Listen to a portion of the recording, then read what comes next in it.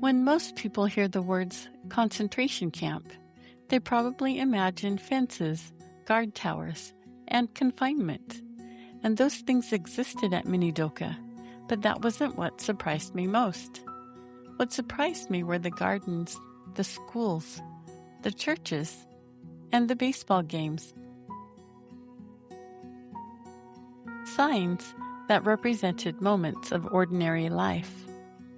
But life at Minidoka was far from ordinary. One of the first exhibits I encountered wasn't a photograph or an artifact. It was two questions. Would you rather be relocated or incarcerated? Evacuated or forcibly removed? At first glance, those words seem interchangeable. Standing there, I realized they tell completely different stories. Language can conceal as much as it reveals. While I was visiting the museum, I watched a video featuring people who had once lived at Minidoka. One woman shared a memory from when she was a little girl. She remembered learning that her father was in prison, and in her young mind, prison was where bad people went. But she didn't think her father was bad, so she couldn't understand. How could her father be in prison if he hadn't done anything wrong? That simple question stayed with me. What happens when the words we choose change the way people remember history? Minidoka is tucked away in southern Idaho, surrounded by farmland and open sky, the kind of place you don't accidentally stumble across. And standing there, looking across empty fields and distant farms, I kept wondering, what can we learn from people who face circumstances they could not control? To understand Minidoka, we have to go back to World War II.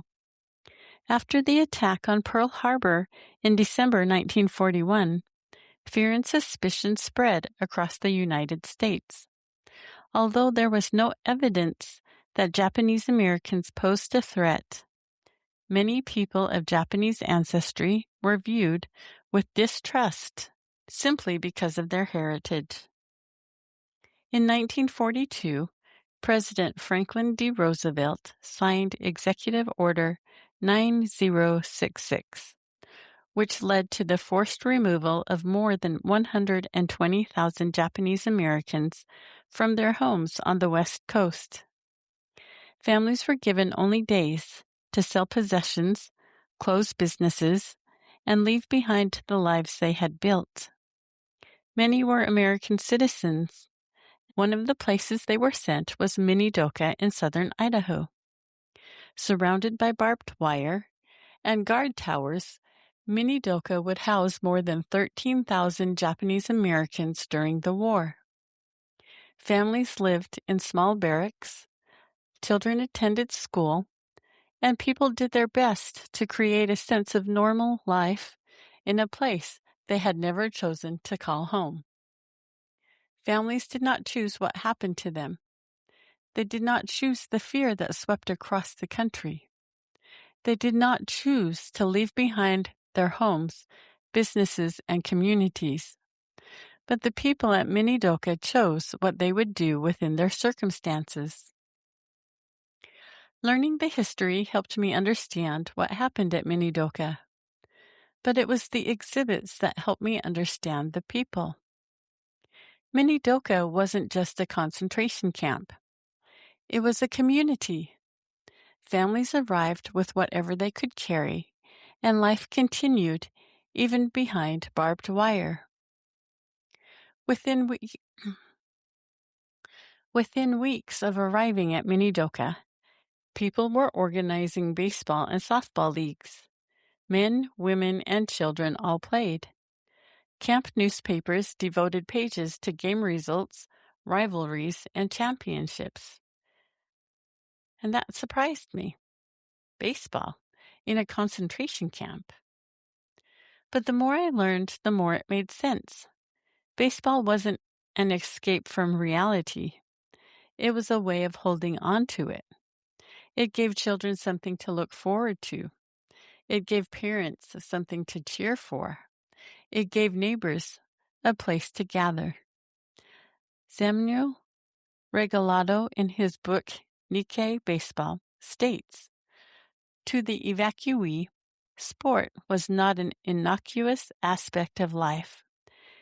It was an essential component to their mental and emotional survival in the camps. In the camp newspapers, only stories about their brethren at war rivaled athletics in terms of attention." Years later, many former residents would simply say, "Baseball saved us." The gardens, the schools, the churches, the baseball fields. None of these erased the injustice of Minidoka, but together they revealed something remarkable. Even when people lost the freedom to choose where they lived, they never lost the freedom to choose how they lived. The more I learned, the more I began to see a pattern.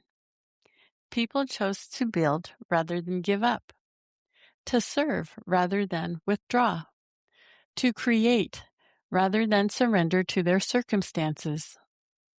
Before leaving Minidoka, I found myself standing in front of something I hadn't expected to see. It wasn't another barracks. It wasn't barbed wire. It was an honor roll. In 1943, the people incarcerated at Minidoka built an honor roll themselves. It began with 418 names and eventually expanded because so many men and women from Minidoka entered military service. In total, around 950 people connected to Minidoka served, the highest percentage of military service from any of the 10 War Relocation Authority camps. On one side of the memorial are the words of Secretary of War Henry Stimson. "It is the inherent right of every faithful citizen, regardless of ancestry, to bear arms in the nation's battle." On the other side is a statement President Franklin D. Roosevelt made when he activated the 442nd Regimental Combat Team in 1943. Americanism is a matter of the mind and heart. Americanism is not and never was a matter of race or ancestry. Standing there, I couldn't help but notice the tension between those words and the place where I was standing. Families who had been forced from their homes, who had lived behind barbed wire, whose loyalty had been questioned simply because of their ancestry, were now being honored for serving the very nation that had imprisoned them. Imagine being told your family couldn't be trusted because of your ancestry. Imagine living behind barbed wire and then choosing to serve the very country that imprisoned your family. Some served in the famed 442nd Regimental Combat Team, which would become one of the most highly decorated military units in American history. Others served in the Military Intelligence Service, helping translate documents and gather information that contributed to the war effort. They didn't choose what had happened to them, but they could choose the kind of people they would become because of it. Standing there today, it's difficult to imagine that more than 13,000 people once lived here. The barracks are mostly gone. The fences are gone. Much of what remains is concrete, sagebrush, and wind. As I stood there looking across those empty fields, I found myself thinking about the words in Doctrine and Covenants, section 58, verse 27. "Verily I say, men should be anxiously engaged in a good cause, and do many things of their own free will, and bring to pass much righteousness. They served their country. They cared for one another. Even in a place defined by confinement, they chose compassion over bitterness.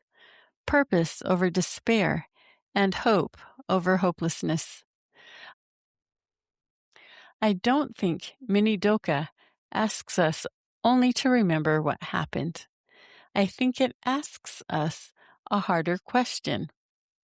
When life places us in circumstances we would never choose, who will we choose to become? Perhaps that's why Minidoka still matters. Not simply because of what happened there, but because of what the people there chose to do with the lives they still had. Because every person is more than the labels others place upon them, more than the fears projected onto them, more than the circumstances they endure. Maybe that's one of the greatest lessons Minidoka has to teach us. We may not always choose the journey, but we can choose who we become along the way. Because in the end, the most meaningful journeys aren't just about where we go. They're about what we discover along the way and who we become because of it. This episode is just the beginning. You can continue the journey at radiantgraceproductions.com, where you'll find carefully curated resources, recommended books, photographs, and reflections designed to help you explore today's story more deeply.